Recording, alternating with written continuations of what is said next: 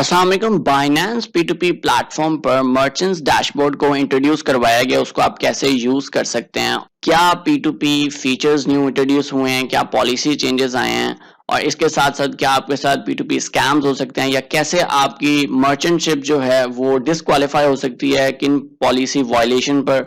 तो इन सब चीज़ों के बारे में बात करेंगे इस वीडियो में, तो चलें स्टार्ट करते हैं।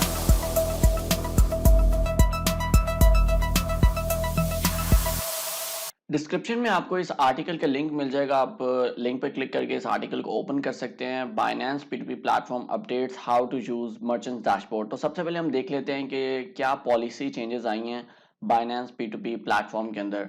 तो अगर हम यहाँ पे देखते हैं तो सबसे जो मेजर पॉलिसी चेंजेस आए हैं वो ये हैं कि आप बाय का एड पोस्ट नहीं कर सकते, चाहे आप एक नॉर्मल यूज़र हैं या फिर मर्चेंट हैं, जब तक आप मिनिमम रिक्वायरमेंट कंप्लीट नहीं कर देते। तो इस मिनिमम रिक्वायरमेंट क्या है वो आपको कंप्लीट करनी होगी। वो ये है कि आपको सेल करना होगा, एक सेल का एड पोस्ट करना होगा, और उसमें आपको at least 80% completion rate last 30 days में रखना होगा, और 20 ट्रेड्स करनी होंगी जिसमें से 10 ट्रेड्स आपकी यूनिक होनी चाहिए। आप यहाँ पे आके रीड कर सकते हैं कंप्लीट, और फर्दर अगर आपको डिटेल्स देखनी है तो आप इस लिंक पे क्लिक कर सकते हैं। यहाँ पे भी आपको लिंक अवेलेबल है, तो ये बाइनेंस की वेबसाइट पे ले जाएगा, वहां पे ऑफिशियल आपको रिक्वायरमेंट्स यहाँ पे रीड करने को ये टेबल मिल जाएगा, तो आप इसको रीड कर सकते हैं। और इसके अलावा जो न्यू फीचर्स इंट्रोड्यूस हुए हैं वो 150 प्लस पेमेंट मेथड्स यहाँ पे इंट्रोड्यूस करवाए गए हैं। तो आप अब मतलब मल्टीपल पेमेंट मेथड्स आप यहाँ पे ऐड कर सकते हैं और कन्वीनियंटली पेमेंट्स रिसीव और पे कर सकते हैं। एड शेयरिंग को यहाँ पे इंट्रोड्यूस करवाया गया है। हम देखते हैं कि मर्चेंट्स डैशबोर्ड को कैसे यूज करके आप एड शेयरिंग कर सकते हैं और अपने जो ऑर्डर वॉल्यूम है उसको एक्सेलरेट कर सकते हैं यहाँ पे। और इसके अलावा यहाँ पे बाइनेंस P2P प्लेटफॉर्म पे फीस इंट्रोड्यूस करवाई गई है, जिसमें 0% टू 0.35% वेरिएशन है based on different regional fiat currency channels पे, यानी डिफरेंट पेयर्स पे डिफरेंट फीस को इंट्रोड्यूस करवाया गया है। यानी कि जब भी अब आप अपना कोई भी एड पोस्ट करेंगे तो वहां पे आपको फीस नजर आएगी नीचे कि जितना आपने अमाउंट लॉक कर रहे हैं उसके अकॉर्डिंगली कितनी परसेंटेज 0% से लेके 0.35% तक कितनी फीस वो काट रहे हैं, तो उसके नीचे फीस अमाउंट आपकी डिडक्ट होगी।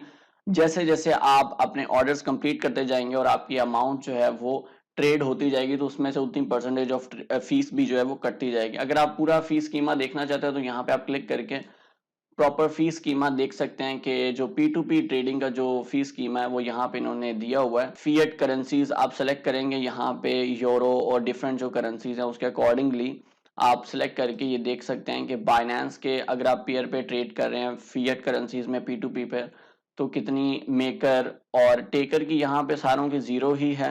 मेकर्स जो मतलब जो एड पोस्ट कर रहे हैं उन्हीं से वो कट कर रहे हैं बेसिकली फीस। तो जो एक बहुत ही अमेजिंग चीज इंट्रोड्यूस करवाई गई है बाइनेंस P2P प्लेटफॉर्म की तरफ से, वो है C2C या फिर P2P मर्चेंट्स डैशबोर्ड। आप जैसे ही वेरीफाई करते हैं अपना अकाउंट, अपनी मर्चेंट एप्लीकेशन आपकी एक्सेप्ट होती है, तो आपको एक ईमेल रिसीव हुई होगी आपके ईमेल इनबॉक्स के अंदर, और उसमें इस मर्चेंट्स डैशबोर्ड का आपको लिंक दिया गया होगा कि अब आप यहां से यूज कर सकते हैं। अच्छी चीज इसकी ये है कि यहाँ पे आपको क्लोज बिजनेस की ऑप्शन मिल जाती है, लैंग्वेज सिलेक्शन कर सकते हैं, और ब्रेक आप ले सकते हैं। यहाँ पे 60 मिनट्स का ब्रेक आपको मिल जाता है। आप इस पे ब्रेक पे क्लिक करते हैं और ब्रेक ले सकते हैं। इसमें यह है कि 60 मिनट्स तक आपके जो एड्स हैं वो फ्रंट एंड से हाइड कर दिए जाते हैं। उस दौरान आप ब्रेक ले सकते हैं, क्योंकि अगर आप हाई वॉल्यूम ऑफ ऑर्डर्स आप प्रोसेस करते हैं तो आप काफ़ी ज़्यादा थक सकते हैं। तो ब्रेक लेना ज़रूरी है, वरना साइकोलॉजिकली आपको प्रॉब्लम्स आ सकती हैं और आप लॉसेस भी कर सकते हैं। यहाँ पे आप विदाउट पेमेंट कंफर्मेशन आप रिलीज कर देंगे, तो ज़रूरी है कि आप यहाँ पे ब्रेक भी लें। और ऑटोमेटिकली यहाँ पे एक रिंगटोन भी इन्होंने ऐड की है कि जैसे न्यू ऑर्डर आता है तो यहाँ पे एक रिंगटोन बजती है। और चैट सपोर्ट आपको यहाँ पे स्पेशल दी गई है। वैसे इस चैट सपोर्ट से मैं बिल्कुल भी सेटिस्फाइड नहीं हूँ, क्योंकि इनका जो चैट सपोर्ट है वो आजकल बिल्कुल स्टक हुआ है। इतना ज़्यादा इनको रिक्वेस्ट जा रही है जिसकी वजह से ये लोग प्रोसेस नहीं कर पा रहे। वैसे इन्होंने स्पेशलाइज्ड अपनी P2P मर्चेंट्स के लिए चैट इंट्रोड्यूस करवाई है जहां पे आप स्पेशली अपनी अपील्स को स्पेशलाइज वे में यहाँ पे सेंड कर सकते हैं। आपको ऑप्शन मिलेगी, जैसे आप यहाँ पे P2P अपील्स पे जाएंगे या फिर मर्चेंट्स पे जाएंगे तो आपको स्पेशल आपकी सेलेक्टिव क्यूरीज को आंसर करने में आपको कन्वीनियंस प्रोवाइड की गई है। आपको यहाँ पे पेंडिंग ऑर्डर्स देखने को मिलते हैं, आपके टोटल ऑर्डर्स कितने हैं, एड्स आपके कितने ऑनलाइन हैं, और उनको आप डायरेक्टली यहाँ से आगे एडिट कर सकते हैं। एडवर्टिजमेंट पे आप जैसे ही क्लिक करेंगे तो यहाँ पे आपको आप फिल्टर कर सकते हैं अपने एड्स को, अपने एड्स का स्टेटस देख सकते हैं कि कितना उनके अंदर अमाउंट लॉक्ड है, और आप अपनी अमाउंट्स को चेंज कर सकते हैं। और अच्छी चीज यहाँ पे ये है कि यहाँ पे आप इन एड्स को शेयर कर सकते हैं। तो एड्स कैसे शेयर कर सकते हैं, बेसिकली जैसे आपका कोई भी एड है, फॉर एग्जांपल यहाँ पे डॉटेड सिलेक्शन आपको एक मिलती है, यहाँ पे अपने हॉवर करेंगे तो यहाँ पे या क्लिक करेंगे तो आपको यहाँ पे शेयर का ऑप्शन मिल जाएगा, क्लोज के नीचे शेयर का, इस पे आप क्लिक करेंगे। सिंपली एड शेयर करने के लिए आपको यहाँ पे 3 ऑप्शंस मिल जाती हैं। सबसे पहली ऑप्शन ये है कि आप ये डायरेक्टली लिंक कॉपी करके तो अपने जो भी क्लाइंट्स हैं उनके साथ शेयर कर सकते हैं, तो वो लिंक पे क्लिक करके आपको ऑर्डर प्लेस कर सकते हैं। लेकिन ये है कि ये ब्राउज़र में ओपन होता है तो ये इतना कन्वीनियंट नहीं है। यूजुअली जो यूज़र्स होते हैं वो अपनी ऐप से प्रेफर करते हैं ऑर्डर प्लेस करना, और सम टाइम लिंक्स जो है वो फिशी और अनट्रस्टेड भी लगते हैं।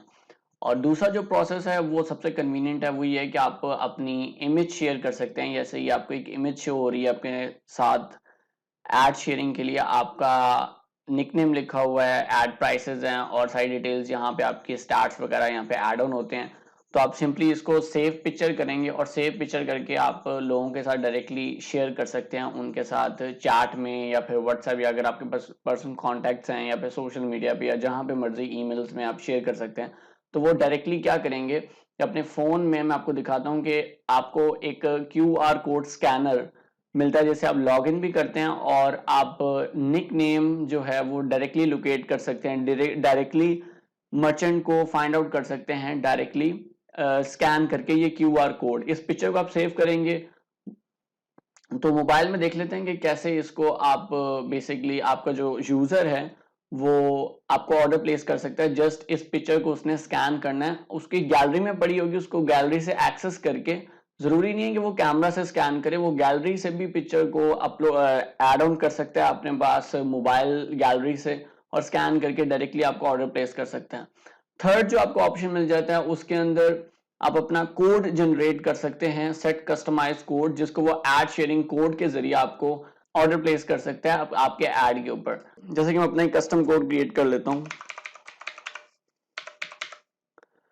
तो अब ये एक कोड कस्टम क्रिएट हो सके, इसको आप शेयर कर सकते हैं अपने जो भी यूजर्स प्लेस करना चाहते हैं उनको। आप सिंपली वो डायरेक्टली इस कोड के जरिए आपको लोकेट कर सकते हैं, और आप बाइनेंस पर आके ऐप से एड शेयरिंग पर क्लिक करके आपको ऑर्डर प्लेस कर सकते हैं आपके एड शेयरिंग कोड के जरिए से। और ये जो कस्टमाइज्ड कोड है इसकी एक्सपायरी डेट होती है, यहाँ पे आपको दिखा देगा, जैसे अभी मुझे दिखा रहा है कि 2021/7/12 एक्सपायरी डेट है। बेसिकली ये एक्सपायरी डेट आप जैसे ही आपका जब वॉल्यूम कम होता है या फिर आप ऐड रिमूव कर देते हैं तो ये कोड एक्सपायर हो जाता है ऑटोमेटिकली, ताकि जो दूसरे लोग हैं वो कोड यूज कर सकें।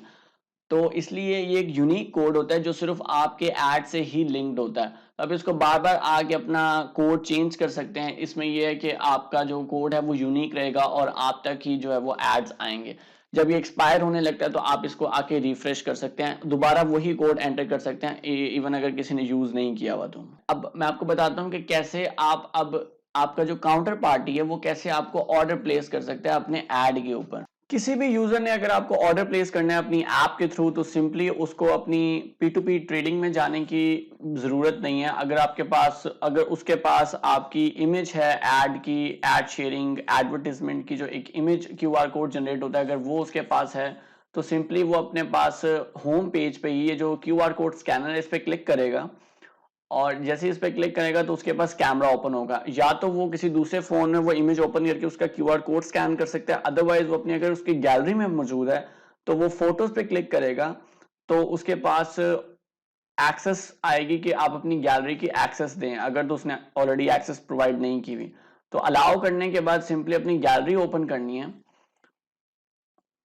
और उसके बाद वो जो इमेज अवेलेबल है उसको सेलेक्ट करना है। जैसे वो सेलेक्ट करेगा तो उसके पास ऑप्शन आ जाएगी उस ऐड के स्कैन होने के बाद। जैसे वो इमेज को अटैच करेगा बाइनेंस के क्यूआर कोड के साथ, स्कैन करेगा क्यूआर कोड स्कैनर से, बाइनेंस क्यूआर कोड स्कैनर से वो स्कैन करेगा इमेज को, तो उसके पास ऑप्शन आ जाएगी ट्रेड करने की। तो वो ऐड के ऊपर गो टू ट्रेड पे टैप करेगा या क्लिक करेगा तो सिंपली उसके पास ऑप्शन आ जाएगी कि कितनी अमाउंट की उसने ट्रेड करनी है, तो अलाउबल लिमिट के अंदर वो ऐड के ऊपर ऑर्डर प्लेस कर सकेगा। तो ये तो है क्यूआर कोड स्कैन करने का प्रोसेस जिसके थ्रू वो ऐड प्लेस कर सकते हैं आपको। दूसरा प्रोसेस है ऐड शेयरिंग कोड, उसमें उसको अपनी P2P ट्रेडिंग में जाना है और उसके बाद प्रोफाइल में जाना है। प्रोफाइल में जाने के बाद ऐड शेयरिंग कोड पे जाना है। यहाँ पे वो शॉर्ट कोड एंटर कर सकता है जो भी आपका शॉर्ट कोड है। तो इस पे एंटर करने के बाद वो कंफर्म करेगा, आपको अपना ऐड शेयरिंग कोड उसके साथ शेयर करना है, तो वो ऐड शेयरिंग कोड सेक्शन में जाके ये एंटर करेगा और कंफर्म करेगा, तो भी उसके बाद पे ऑर्डर प्लेस करने की पॉपअप आ जाएगा। वो सिंपली गो टू ट्रेड पे जाके अलाउबल लिमिट्स के अंदर ऑर्डर प्लेस कर सकते हैं आपको। तो इस तरह से आप अपने यूजर्स के साथ डायरेक्टली ट्रेड कर सकते हैं बाइनेंस के सिस्टम को यूज करते हुए सिक्योर और सेफेस्ट वे में। मर्चेंट्स डैशबोर्ड पे फर्दर प्रिविलेजेस की बात की जाए तो यहाँ पे आपको अपनी बाइनेंस डैशबोर्ड के ऊपर C2C मर्चेंट्स डैशबोर्ड के ऊपर प्रोफाइल की ऑप्शन मिल जाती है, जहाँ पे आप अपनी प्रोफाइल सेटिंग्स कर सकते हैं और अपनी प्रोफाइल के स्टैट्स दे सकते हैं कि आपने जो ट्रेड्स किए हैं उनके क्या स्टैट्स हैं, आपका कंप्लीशन रेट क्या है, रिलीज टाइम क्या है, एवरेज पे टाइम क्या है, और अपना सारा स्कोर आप देख सकते हैं। और पेमेंट मेथड्स यहाँ से ऐड कर सकते हैं, रिमूव कर सकते हैं। और सबसे जो पॉजिटिव चीज़ यहाँ पे इन्होंने ऐड की है वो है ब्लैक लिस्ट, यानी कोई भी यूजर जो आके आपको स्कैम करने की कोशिश करता है, आपको पे नहीं करता लेकिन मार्क एज पेड कर देता है, या फिर कोई भी किसी भी तरह का स्कैम आपके साथ करता है, तो आप उस यूजर को एक दफा वार्निंग दे सकते हैं, लेकिन नेक्स्ट टाइम अगर वो दोबारा से वायलेट करता है तो आप उसको डायरेक्टली यहाँ से ब्लॉक कर सकते हैं, ब्लैक लिस्ट कर सकते हैं। वो अपने अकाउंट से दोबारा आपके ऐड के ऊपर ऑर्डर प्लेस नहीं कर सकेगा। ब्लैक लिस्ट करने का सिंपल प्रोसेस है, सेट ब्लैक लिस्ट कर सकते हैं। यहाँ पे यूजर आईडी आप एंटर कर सकते हैं और डायरेक्टली आप ऑर्डर्स में जाके और डायरेक्टली यूजर्स को भी यहाँ पे अपनी डायरेक्टली यूजर्स को जाके यहाँ पे अपने हिस्ट्री में या पेंडिंग ऑर्डर पे जाके डायरेक्टली उसको ब्लैक लिस्ट कर सकते हैं। यहाँ पे ब्लैक लिस्ट का ऑप्शन मिल जाता है, यहाँ पे सिंपली आप ब्लैक लिस्ट पे क्लिक करेंगे और यहाँ पे आपको शो करेगा कि ये यूज़र आईडी है और ये उसका नेम है, और ब्लॉक रीज़न आप लिख सकते हैं कि आप क्यों ब्लॉक कर रहे हैं, या अपने रिमाइंडर के लिए आप रख सकते हैं कि इस यूज़र को मैंने ब्लॉक क्यों किया था। तो उसके अकॉर्डिंगली आप यहाँ पे एंटर कर सकते हैं और ये आपकी ब्लैक लिस्ट में आ जाएगा। आप इसको जाके अनब्लॉक भी कर सकते हैं अगर आप चाहें तो। और सिक्योरिटी सेटिंग्स में यहाँ पे 2FA है, फंड पासवर्ड है, फोन प्रोटेक्ट है। फंड पासवर्ड बेसिकली 2FA को अगर आप अवॉइड करना चाहते हैं तो आप फंड पासवर्ड रख सकते हैं। वैसे यहाँ पे इन्होंने रिकमेंडेड नहीं रखा हुआ कि आप फंड पासवर्ड यूज करें, आप 2FA ही यूज करें। फोन प्रोटेक्ट में ये है कि आप अपना नंबर हाइड कर सकते हैं, मतलब आपका जो नंबर है वो काउंटर पार्टी को शो नहीं होगा। वैसे नंबर आजकल अभी तक तो शो नहीं होता, लेकिन अपील में फ्यूचर में ऐसा है कि आप काउंटर पार्टी को अगर कांटेक्ट में नहीं आ पा रही बाइनेंस के थ्रू, तो आप डायरेक्टली फ़ोन भी कर सकते हैं। ऐसा कुछ फीचर इंट्रोड्यूस करवाने वाले हैं बाइनेंस वाले अपने अपील सेक्शन पे। और नोटिफिकेशंस, आप यहाँ से वेब नोटिफिकेशंस को ऑन ऑफ कर सकते हैं, स्विच कर सकते हैं। और P2P वॉलेट के अंदर आपके फंड्स आपको शो होते हैं, यहाँ पे आप इनको सिंपली ट्रांसफर कर सकते हैं within Binance wallet, spot to P2P, P2P to spot, और इसको आप सिंपली यूटिलाइज कर सकते हैं अपने अकॉर्डिंगली। करंटली बाइनेंस P2P जो प्लेटफॉर्म है डैशबोर्ड, ये डेस्कटॉप पे ही सूटेबल है यूज करना। अगर आप मोबाइल पे यूज करते हैं तो आपको डेस्कटॉप वाला ही लेआउट शो होगा, मोबाइल का स्पेसिफाइड लेआउट अभी इन्होंने रिस्पॉन्सिव इंट्रोड्यूस नहीं करवाया, लेकिन फ्यूचर में होप्स हो कि वो भी इंट्रोड्यूस हो जाएगा। फर्दर फैसिलिटीज की बात करते हैं बाइनेंस P2P प्लेटफॉर्म मर्चेंट्स के लिए, तो आप 2 एड्स पोस्ट कर सकते हैं हर पेयर के ऊपर। उसके अलावा आप एड शेयरिंग कर सकते हैं, जो कि हम बात कर चुके हैं। लेकिन ये है कि वो KYC वेरीफाइड यूजर्स होने चाहिए। आपके पास क्विक रिलीज का ऑप्शन मिल जाता है, जैसे ही कोई ऑर्डर आता है, आपको पेमेंट रिसीव हो गई है, तो अगर वो ट्रांसफर नेक्स्ट पे नहीं भी क्लिक करता, लेकिन नॉर्मल यूजर जो होता है उस पर ट्रांसफर नेक्स्ट जब तक नहीं काउंटर पार्टी करती तब तक कंफर्म रिलीज आप नहीं कर सकते, लेकिन एज अ मर्चेंट के तौर पे आप क्विक रिलीज कर सकते हैं। लाइव चैट सपोर्ट जो कि मैं बता चुका हूँ। निक नेम आप एडिट कर सकते हैं। निक नेम एडिट करने के लिए सिंपली आपको अपनी प्रोफाइल पे जाना है मर्चेंट डैशबोर्ड पे, और यहाँ पे आपको एडिट का ऑप्शन मिल जाता है। यहाँ पे आप सिंपली आप एडिट पे क्लिक करेंगे, सिंपली यहाँ पे आके आप इसको एडिट कर सकते हैं। ये आपका नेम प्रोफेशनल होना चाहिए। यहाँ पे कोई इनअप्रोप्रिएट वर्ड या लिंक या वेबसाइट का कुछ एड्रेस या इस तरह का कुछ भी इनअप्रोप्रिएट नहीं डालना जो बाइनेंस की पॉलिसीज के अगेंस्ट हो।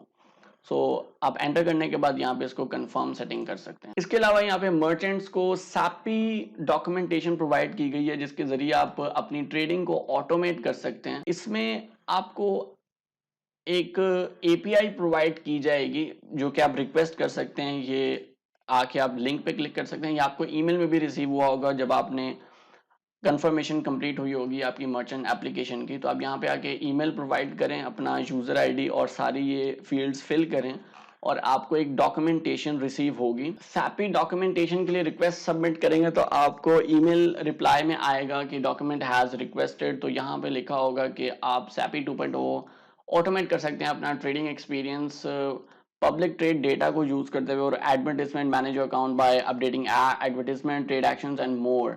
इसमें ये है कि मुझे जो अभी तक समझ आई है वो ये है कि आपका अगर कोई बैंक है, आपके पास जो रीजनल बैंक्स हैं जिसमें पेमेंट्स आपको सेंड करते हैं और रिसीव करते हैं, अगर वो बैंक आपको एपीआई प्रोवाइड करता है और लिंकिंग इंटीग्रेशन प्रोवाइड करता है बाइनेंस की सैपी एपीआई के साथ, कि जैसे ही कोई ऑर्डर आता है और उस ऑर्डर के साथ जो डिटेल्स हैं उस डिटेल्स पे ऑटोमेटिकली पेमेंट ट्रांसफ़र हो जाती है। अगर वो डिटेल्स ठीक एक्यूरेटली मैच करती हैं तो पेमेंट ऑटोमेटिकली ट्रांसफ़र हो जाएगी, आपको मैनुअली ओपन करके और पेमेंट ट्रांसफ़र करने का। और ये फ्यूचर में ये इम्प्लीमेंट होने वाला है, क्योंकि अभी जो बाइनेंस मर्चेंट्स हैं वो मतलब रोलर कोस्टर वे में मतलब ये कर रहे हैं। तो एक ही प्रोसेस है तो ऑटोमेट इसको होना ही पड़ेगा, क्योंकि इसमें डिलेज भी होते हैं। और करेंसी एक्सचेंज के अंदर अगर तो फिएट करेंसी एग्जिस्ट करने वाली है फ्यूचर में, तो ये कहीं ना कहीं ऑटोमेट हो जाएगा, और ऑटोमेट हो भी रहा है काफ़ी सारे प्लेटफॉर्म के ऊपर।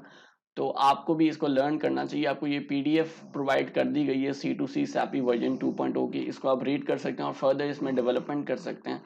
तो फ्यूचर में हम इस बारे में बात करेंगे कि कैसे हम इसको ऑटोमेट कर सकते हैं अपने ट्रेडिंग एक्सपीरियंस को, ताकि हमारा जो टाइम सेविंग है वो भी हो सके और पैसिवली आप इस बिजनेस को कर सकें, रादर देन एक्टिवली इसके ऊपर रोलर कोस्टर वे में ऑर्डर प्रोसेस करना। और जो काम एक कंप्यूटर अच्छे तरीके से कर सकता है वो एक इंसान के लिए ज़रूरी नहीं है कि वो एक ही काम को दोबारा दोबारा करता रहे। सो बेसिकली ये सैपी डॉक्यूमेंटेशन है, इस पे हम एक सेपरेट वीडियो में बात करेंगे कि कैसे हम इसको यूज़ कर सकते हैं और क्या इसके अंदर टेक्नोलॉजीज यूज़ करके हम इंटीग्रेशन कर सकते हैं। तो अभी फर्दर अगर आपको डिटेल में देखना है तो आप इनका FAQ चेक कर सकते हैं। इसका लिंक भी आपको सेंड किया होगा बाइनेंस ने आपके ईमेल पे।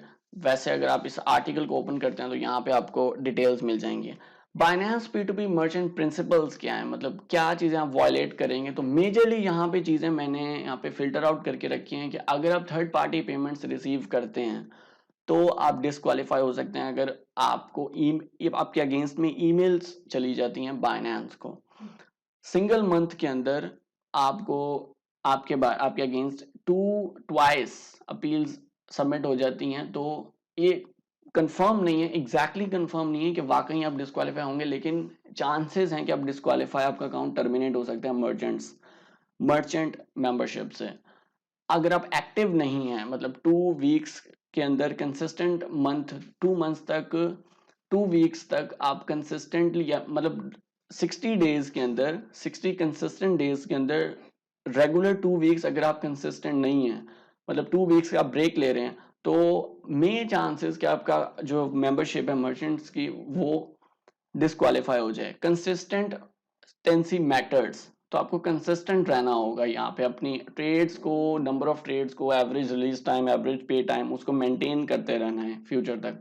क्योंकि आपको मर्चेंट यहाँ पे दिया गया एक रिस्पॉन्सिबिलिटी प्रोवाइड की गई है कि आपको वो रिस्पॉन्सिबल रहते हुए ही ये बैज आपको मिला है। अगर आप इस बैज को फर्दर अपने पास रखना चाहते हैं तो आपको इस कंडीशंस पे कंसिस्टेंटली मेंटेन करना होगा। कोई सस्पिशियस एक्टिविटी नोटिस करते हैं P2P एडमिन्स, या रिपोर्ट आती है आपके अगेंस्ट में किसी भी तरह की अनफेयर कंपटीशन की, तो भी आपका अकाउंट टर्मिनेट हो सकता है। और फर्दर आप गाइडलाइंस इनकी रीड कर सकते हैं ये लिंक पे क्लिक करके, बाइनेंस P2P मर्चेंट्स गाइडलाइंस की। तो आप इनको अवॉइड करें, मर्चेंट की मेंबरशिप है वो डिस्क्वालीफाई ना हो जाए। तो अभी हम बात कर लेते हैं crypto P2P third party payments scam के बारे में, कि अगर आप P2P third party payments receive करते हैं तो क्या उसके कॉन्सिक्वेंसेस हो सकते हैं, क्या आपके अगेंस्ट स्कैम्स आपके अकाउंट पे परफॉर्म हो सकते हैं और आपके फंड्स लॉस भी हो सकते हैं। यहाँ पे सबसे पहले कैटेगरी का जो स्कैम यहाँ पे है, किसी दूसरे के अकाउंट से अगर आपको पेमेंट रिसीव होती है तो मेक श्योर करें कि वो जिस अकाउंट से पेमेंट कर रहा है वो उसकी पोजीशन में, उसके कंसेंट, जिसके नेम पे अकाउंट है उसके कंसेंट से वो यूज कर रहे हैं। बहुत सारी जगहों पे ऐसा होता है कि मल्टी लेवल मार्केटिंग या पोंजी स्कीम्स या फिर MLM जो स्कीम्स वाले होते हैं वो मिसलीडिंग करके डिफरेंट लोगों से क्रिप्टो के जरिए यूज करके चैनल्स को, मर्चेंट्स को पेमेंट सेंड करवाते हैं और अपने अकाउंट्स में रिसीव कर लेते हैं और स्कैम कर देते हैं जो एक्चुअल पेमेंट सेंडर होता है, और उससे वो जो पैसे होते हैं वो लूट लेते हैं। तो अगर वो बंदा आपको रिपोर्ट कर देता है साइबर क्राइम में या फिर कोई भी ऑफिशियल इंस्टीट्यूट में जो पेमेंट्स की इन्वेस्टिगेशन करते हैं, तो आप रिपोर्ट हो सकते हैं और आपको रीजनल लीगल इन्वेस्टिगेशन फेस करनी पड़ सकती है आपके लोकल्स में। तो the buyer is sending payment through a third party user to fulfil her legal illegal dirty intentions है। और ये सेकंड वाली जो है वो क्रिमिनल इंटेंशंस भी हो सकती हैं बायर की, वही फर्स्ट जो कैटेगरी है उसके साथ मैच करती है ये। और जो थर्ड कंडीशन है वो भी कुछ इससे मैच ही है। तो थर्ड पार्टी पेमेंट्स काफ़ी डेंजरस हो सकती हैं। और जो फोर्थ है उसमें ये है कि आपको थ्रेट कर सकता है कोई भी, अगर स्कैमर है उसने एक्चुअल में एसेट डिजिटल करेंसी बाय नहीं करनी, लेकिन वो क्या कर रहा है, स्कैम करने की कोशिश कर रहा है। वो आपको पेमेंट सेंड नहीं करता लेकिन एक फेक स्क्रीनशॉट बनाता है और अपील कर देता है, और आप या आपको थ्रेट करता है, अपील करता नहीं है लेकिन थ्रेट करता है कि रिलीज कर दो वरना मैं अपील कर दूंगा। आपके ऊपर एक साइकोलॉजिकल प्रेशर बिल्ड करता है। तो आपको साइकोलॉजिकली स्ट्रांग रहना है और कभी भी आपको रिलीज नहीं करनी है अपनी पेमेंट जब तक आपको पेमेंट रिसीव नहीं होती। सिमिलरली बाय के टर्म में भी होगा, अगर कोई सेलर आता है और आके सेल करता है और आपको कहता है कि पेमेंट करें, आप पेमेंट कर देते हैं लेकिन वो कहता है पेमेंट आई नहीं है, तो आपने दोबारा पेमेंट नहीं कर देनी। जब अगर आप फुल्ली कॉन्फिडेंट हैं कि आपने पेमेंट कर दी है, आपको दोबारा पेमेंट नहीं करनी है। आपको उसको कहना है कि भाई आप अपने बैंक को कांटेक्ट करो, या फिर आप अपने बैंक को कांटेक्ट कर सकते हैं कि पेमेंट ट्रांसफर हुई है या नहीं हुई। तो 24 आवर्स तक आप मैटर रिजॉल्व करें। अगर नहीं होता तो फिर आप अपील कर सकते हैं। डायरेक्टली आप काउंटर पार्टी के साथ निगोशिएशन फुलफिल करने की कोशिश करें। अगर नहीं होता तो फिर आप अपील के बटन पे क्लिक कर सकते हैं अपनी साइड से। लेकिन गोल्डन रूल हमेशा आपको फॉलो करना है, वो ये है कि आपको कभी भी रिलीज नहीं करनी पेमेंट जब तक आपको एसेट कोई भी रिलीज नहीं करना, जब तक आपको एक्चुअल में उसके अगेंस्ट में उतनी पेमेंट आ नहीं जाती जितनी रिक्वायर्ड है। और कभी भी आपको डबल पे नहीं करना। अगर आपने पे कर दिया हुआ ऑलरेडी, आप निगोशिएशन करें। अगर वो नहीं आपके साथ एग्री हो रहे तो आप अपील कर सकते हैं। अपील में 24 टू 48 आवर्स और मे बी डेज, कई डेज लग जाते हैं, 10-15 डेज तक भी लग सकते हैं। ये P2P प्लेटफॉर्म की, बाइनेंस की अभी इस वजह से प्रॉब्लम आ रही है क्योंकि high volume of tickets generate हो चुकी हैं और बहुत सारे स्कैमर्स का वॉल्यूम बढ़ चुका हुआ है। तो बाइनेंस इस पे काम कर रहा है, लेकिन ये है कि हम ऑल्टरनेटिव प्लेटफॉर्म्स पे भी जा सकते हैं। लेकिन अभी जो मिनिमल फीस और फास्टेस्ट जो प्लेटफॉर्म है वो बाइनेंस P2P है।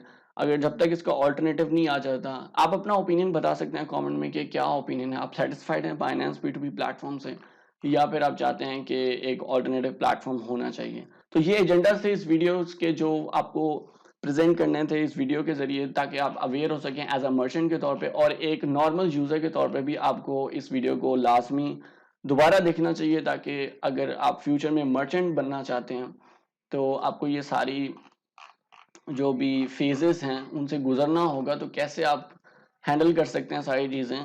तो अगर अभी तक आपने मर्चेंट के लिए अप्लाई नहीं किया या आपको नहीं पता कैसे अप्लाई करते हैं एज अ मर्चेंट के तौर पे, तो आपको डिस्क्रिप्शन में वीडियो का लिंक मिल जाएगा, आप उसको फॉलो करके मर्चेंट के लिए अप्लाई कर सकते हैं। कोई भी क्वेश्चन हो आपका तो आप कमेंट में मेरे से पूछ सकते हैं, मैं as soon as possible answer करने की कोशिश करूंगा।